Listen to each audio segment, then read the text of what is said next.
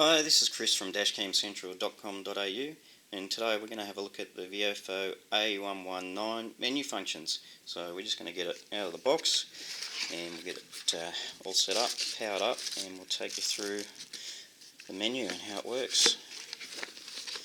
Just get this out of the way. So we got that there, just get it out of its packaging. And we're just going to pop in, first thing we do is pop in the micro SD card. So you can see we've got the teeth to the front. We just pop that in there. It is spring loaded, so we just put it down with a fingernail so it's popped out.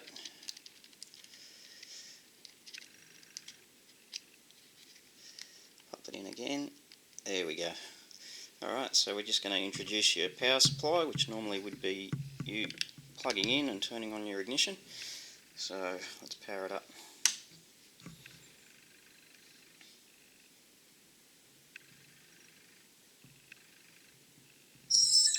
Okay, so supercapacitor's powered up, and you can see that it's come on, screen is switched on, and it's immediately gone into record mode. You can see your red flashing light there on the top left.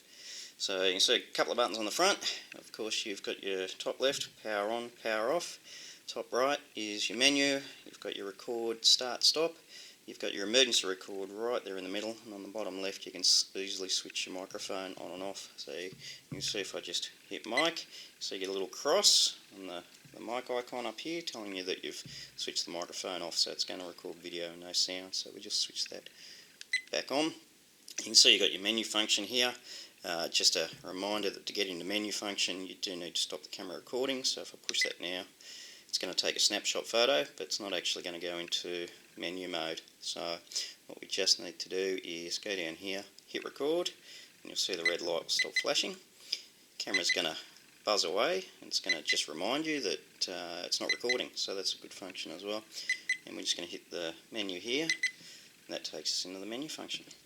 So we'll just quickly take you through the menu settings. You can see the top one there. So once you're in menu, your left and right bottom buttons are your up and down, so you can select where you want to go, and that moves to record button just becomes your OK or your select button. So we'll just select resolution. You can see the different resolutions that you've got there is 2560, 1440 at 30 frames, and you can go down to 2304 by 1296 at 30, 1920, 1080, 60 frames per second, 1080 at 30, 720, 120 frames, 720, 60, 30 and so forth. So I'm just going to leave that on the maximum setting there. We're going to select that, go to the next one, go down, loop recording, so we'll go into here.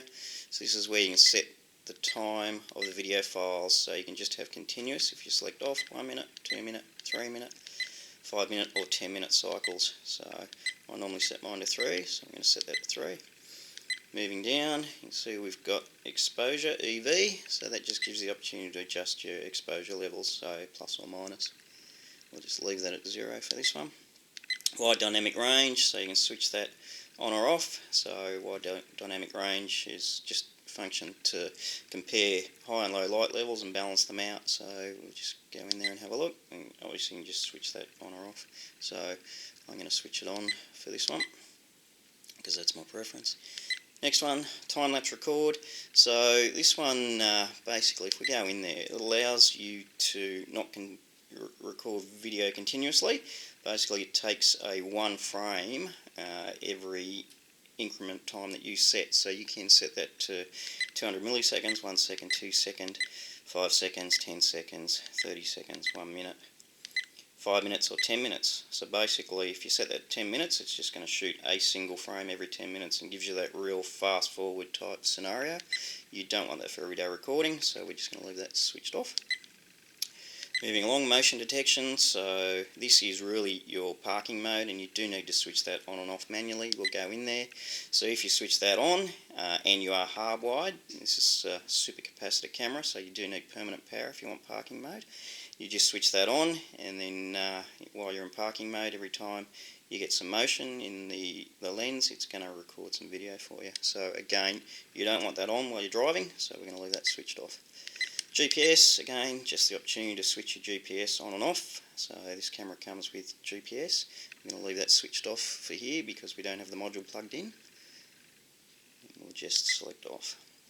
speed in units, so you've got the opportunity whether you want that set to kilometres per hour or miles per hour. So we're in Australia, set that to kilometres per hour, away we go. G-sensor, so again this is the opportunity for you to set your levels of sensitivity on your G-sensor. I always set mine to low, otherwise you're going to get lock files going over speed humps coming out of driveways, but you know, you can set that for yourself. With time you'll get a feeling of what sensitivity you want on your shock sensor. Okay, LDWS, that's your lane departure warning system. So again, you can switch that on or off. I always leave it off. I really don't think these give you a lot of value, or they're really not much use on any dash cam that I've come across. So leave that switched off. Same again. FCWS, that's your forward collision warning system. Same as the above. I'm going to leave it switched off. I don't think it adds much value to any dash cam.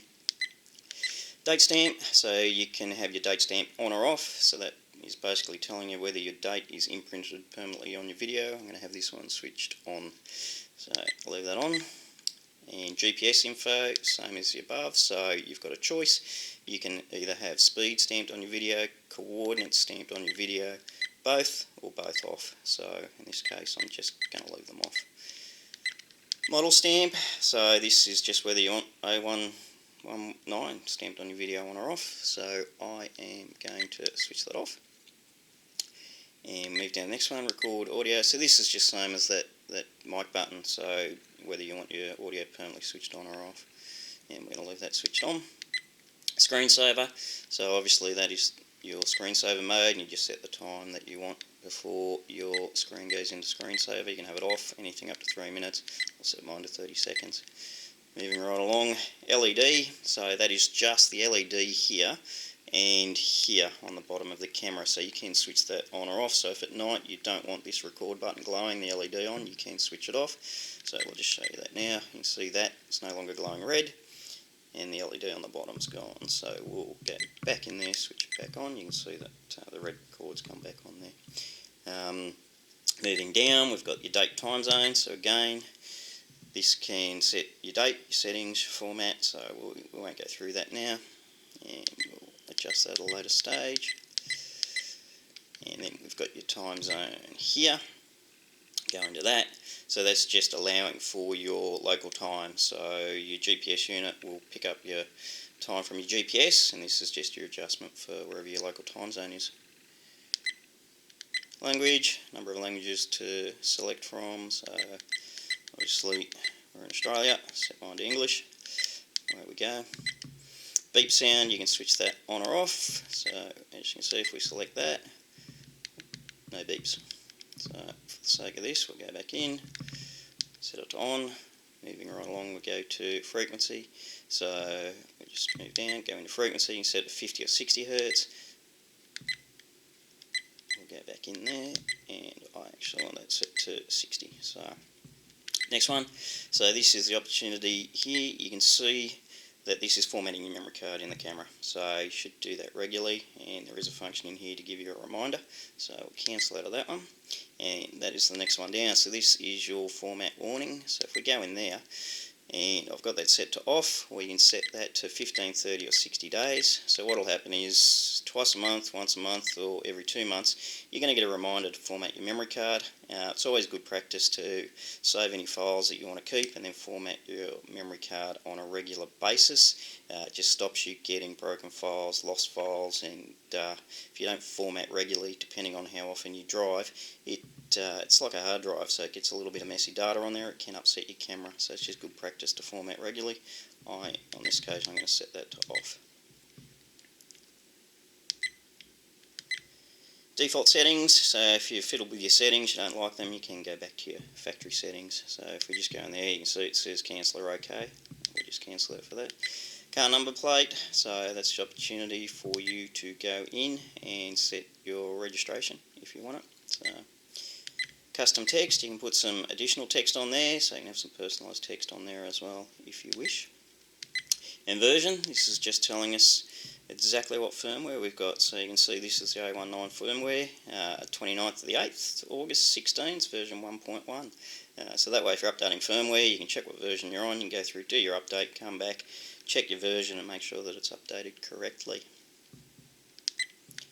and then we are back to the start. So that's it. That is the menu functions of your VIOFO A119.